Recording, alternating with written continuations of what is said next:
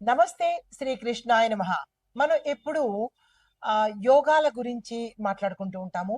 ఏ యోగము, ఏ గ్రహాలు ఎవరెవరికి ఎలాంటి ఫలితాలు ఇస్తాయి, ఏ మాసంలో ఏ యోగాలు కలగబోతున్నాయి అనే అంశాన్ని మనం ఎప్పుడూ నిరంతరం చెప్పుకుంటూనే ఉంటాము. అయితే మనకి ఈ ఆగస్టు 13 తర్వాత నుంచి సెప్టెంబరు ఒక 2, 3 నెలల వరకు శని భగవానుడు విశేషమైన యోగాన్ని కలగజేయబోతున్నాడు. అయితే మనకి శని భగవానుడు అంటేనే కొంతమందికి భయము, కొంతమందికి భక్తి, కొంతమందికి మిశ్రమంగా ఉంటుంటుంది. అమ్మో! ఎందుకొచ్చిన గొడవ ఆయనతో పెట్టుకోవడం అన్నట్టుగా ఉంటారు. అయితే శని భగవానుడు అత్యంత మహిమాన్వితుడు. దీంతో పాటు ఈ శని భగవానుడు కర్మ ప్రదాత అంటారు. ఎవరెవరు ఏ కర్మలు చేస్తారో, మంచైనా చెడైనా ఏ కర్మలు చేస్తారో ఆ కర్మలకు సంబంధించిన ఫలితాన్ని మాత్రమే ఇస్తాడు తప్ప ఒక్క అంగుళం ఎక్కువ ఇవ్వడు, ఒక్క అంగుళం తక్కువ ఇవ్వడు. అయితే ఈయన మన జీవితంలో అంటే ప్రతి ఒక్కరి జీవితంలో శని భగవానుడు టచ్ చేసి వెళ్ళిపోతూ ఉంటాడు. అయితే ఈ టచ్ చేసి వెళ్ళిపోయే క్రమంలో ఎన్నెన్నో గుణపాఠాలు నేర్పిస్తుంటాడు. గుణపాఠాలే కాకుండా పరీక్షలు కూడా ఎంచక్కా పెడతాడు. ఆ పరీక్షల్లో నెగ్గేటటువంటి శక్తిని కూడా ఆయన ఇస్తాడనమాట. శని భగవానుడు సామాన్యుడు కాదు. అత్యంత మహిమాన్వితుడు, అత్యంత కరుణామయుడు కూడా. చూసే వాళ్ళ దృష్టిని బట్టి ఉంటుంది. అందరూ శని భగవానుడు భయంకరాకారుడు, నల్లగా ఉంటాడు, భయంకరం ఉంటాడు, భయాన్ని గొలుపుతూ ఉంటాడు అని అంటారు. ఏమీ కాదండి.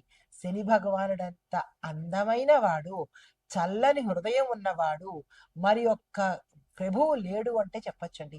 అయితే అది మనం చేసే కర్మ ఎంత క్రూరంగా ఉంటుందో, ఎంత భయంకరంగా ఉంటుందో ఆ కర్మలు చేసే వాళ్ళకే భయంకరంగా కనబడతాడు. మామూలుగా సత్కర్మలు చేసే వాళ్ళకి చల్లని హృదయం ఉన్న మహానుభావుల్లా కనబడతాడనమాట. అయితే ఈయన సాధారణంగా ఒక్కొక్క రాశిలోకి మారడానికి 2.5 సంవత్సరాలు తీసుకుంటాడు. కానీ ఈ సమయంలో ఒక నక్షత్రం నుంచి ఇంకొక నక్షత్రానికి మారడానికి చాలా తక్కువ వ్యవధే తీసుకుంటాడనమాట. అయితే ఈ ప్రస్తుతము మనకి ఎక్కడ మారుతున్నాడు అంటే గనక బృహస్పతి యొక్క నక్షత్రం మీద ఉత్తరాభాద్ర, బృహస్పతి నక్షత్రము ఉత్తరాభాద్ర దానిలోకి ఈ శని భగవానుడు తన ప్రయాణ క్రమంలో దాన్ని కూడా టచ్ చేసుకుంటూ బృహస్పతిని కూడా ఒక్కసారి తలుపు తడుతూ ముందుకు పెడుతున్నాడు. ఆ తలుపు తట్టే ఆ ప్రయాణం చేసే క్రమంలో మనకి ఎట్లాంటి ఫలితాలు ఇస్తున్నాడు, ఎవరెవరికి ఎలాంటి ఫలితాలు, శుభ ఫలితాలా, అశుభ ఫలితాలా, మిశ్రమ ఫలితాలా అనేది మనం ఒక్కొక్కటిగా తెలుసుకుందాము. అయితే కొంతమందికి అశుభ ఫలితాలు ఇచ్చిన వాళ్ళు మాత్రము తప్పనిసరిగా పరిహారాలు మాత్రం చేసుకోవాలి. ఏం చేస్తాడులే అని లైట్ తీసుకుంటే గనక ఇంకా అంతే సంగతులు. కాబట్టి నేను ఒక్కొక్కటి వివరంగా పరిహారాలు చేసుకోవాల్సిన రాశులేమిటి, మిశ్రమ ఫలితాలేమిటి అనేది సవివరంగా తెలియచేస్తాను. ఎక్కడా స్కిప్ చేయకుండా ఓవర్లుక్లో వెళ్ళిపోకుండా చాలా జాగ్రత్తగా చూసుకోండి. శని భగవానుడు కదా. అయితే వీళ్ళు పాటించవలసిన ప్రధానంగా కొన్ని రాశులు అయితే ఉన్నాయి. ఆ రాశులు వాళ్ళు పాటించవలసిన నియమ నిబంధనలు ఏంటి, ఎలా పూజించాలి, ఏ సమయంలో పూజించాలి అనే అంశాలను సవివరంగా మీకు తెలియచేస్తాను. తదుపరి రాశి మీనరాశి. ఈ రాశి వారికి శని ప్రభావం యొక్క అంటే ఆయన సంచారం వల్ల ఫలితాలు ఎలా ఉండబోతున్నాయంటే కనుక మానసిక ఒత్తిడి పెరగడము, అశాంతికి గురవడము, స్ట్రెస్కి గురవడము, ఏ పని చేస్తున్నామో తెలియని తనము, అగమ్య గోచరంగా డైలమాలో ఉండడము, ఏ పని కాకపోవడము, ముందుకెళ్ళిన పనులన్నీ వెనక్కి వెళ్ళడము, కొన్ని కాకపోవడము, ఇలా అస్తవ్యస్తమైన ధోరణి, కంగారుతనము, అనవసరమైన భయాల్లోకి వెళ్ళడము, ఎవరిని నమ్మలేని పరిస్థితి రావడము, ఇలాంటివన్నీ కనబడుతున్నాయి. కొత్తగా ఏదైనా పని ప్రారంభించాలన్నా, కొత్తగా ఉద్యోగంలో కానీ, వ్యాపారం కానీ, రాజకీయంలో కానీ, లేదంటే కొత్తగా ఏది చేద్దామనుకున్నా ఆ పనులు ఆగిపోయి, కొన్ని చెడిపోయి, సరిగ్గా ముందుకు వెళ్ళలేని పరిస్థితి కనబడుతోంది ఈ మీనరాశిలో ఉండేవారికి. తర్వాత కుటుంబంలో తగాదాలు భార్యాభర్తల మధ్య కావచ్చు, లేదా అత్తమామల వల్ల కావచ్చు, లేదంటే తల్లిదండ్రుల వల్ల కావచ్చు. ఏది ఏమైనప్పటికీ మీరున్న కుటుంబంలో అపార్థాలు, అవమానాలు, అనుమానాలు దారి తీసి తగాదాలకు కూడా వెళ్ళే అవకాశం కనబడుతోంది. ఈ విషయంలో కొంచెం జాగ్రత్తగాను, సంయమనం పాటించేటట్టుగా ఉంటే కొంత మంచి జరిగే అవకాశం కనబడుతోంది.